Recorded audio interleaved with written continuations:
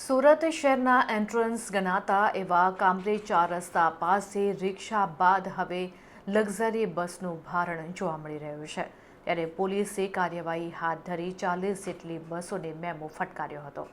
સુરત શહેરના એન્ટ્રન્સ ગણાતા એવા કામરેજ 4 રસ્તા ઉપર ટ્રાફિકનું ભારણ વધ્યું છે, ત્યારે કામરેજ પોલીસ દ્વારા આ બાબતને લઈને કાર્યવાહી હાથ ધરવામાં આવી છે। ટ્રાફિકને પગલે 4 તારીખના રોજ 50 જેટલી રિક્ષા ટ્રાફિક પોલીસ દ્વારા ડિટેન કરવામાં આવી હતી, તો ગત રોજ 40 જેટલી લક્ઝરી બસને ઓનલાઈન મેમો આપવામાં આવ્યા છે।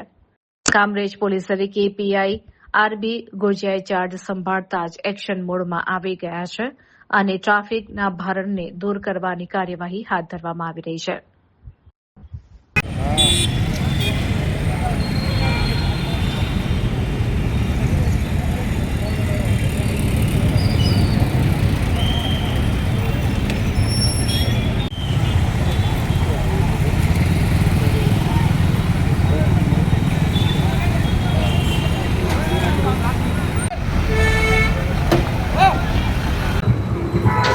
આજરોજ તારીખ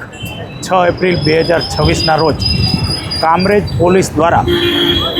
ખાસ કરીને કામરેજ ચોકડી ઉપર કે જ્યાં ટ્રાવેલ્સના ડ્રાઈવરો ટ્રાવેલ્સને આડેધડ રીતે પાર્કિંગ કરી અને પેસેન્જર ભરતા હોય છે, વારંવાર તેઓને સૂચના આપવા છતાં તેઓ અહીંયા કામરેજ ચોકડી ખાતે આડેધડ અડધો રોડ દબાવીને પાર્કિંગ કરે છે। તે તમામ ટ્રાવેલ્સોવાળા ઉપર BNS કલમ 285 મુજબ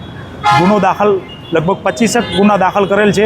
અને તે તમામ ટ્રાવેલ્સના ડ્રાઈવરોના જે લાયસન્સ છે એ લાયસન્સ રદ કરવાની પ્રોસિજર પણ અમે કરવાના છીએ। સાથે સાથે કામરેજ ચોકડી ઉપર જે રિક્ષા ઓટો રિક્ષાઓ જે પેસેન્જર માટે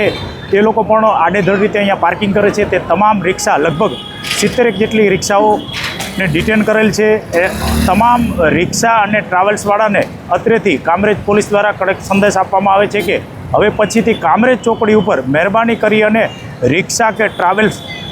આડેધડ રીતે પાર્કિંગ કરી અને પેસેન્જર નહીં ભરતા, કેમ કે આ નો પાર્કિંગ ઝોન છે અને નો પાર્કિંગ ઝોનમાં જો કોઈ પણ ટ્રાવેલ્સ કે રિક્ષાને પાર્કિંગ કરવામાં આવશે અને પેસેન્જર ભરવામાં આવશે રોડ દબાવીને, તો એમના ઉપર સ્ટ્રિક્ટમાં સ્ટ્રિક્ટ કડકમાં કડક કાર્યવાહી કરવામાં આવશે। મારી તમામ રિક્ષા અને ટ્રાવેલ્સવાળાઓને સંદેશ છે કે કામરેજ ચોકડી ઉપર આડેધડ રીતે પોતાની રિક્ષા કે ટ્રાવેલ્સ પાર્કિંગ નહીં કરતા, નહીંતર કાયદેસર કાર્યવાહી કરીશું।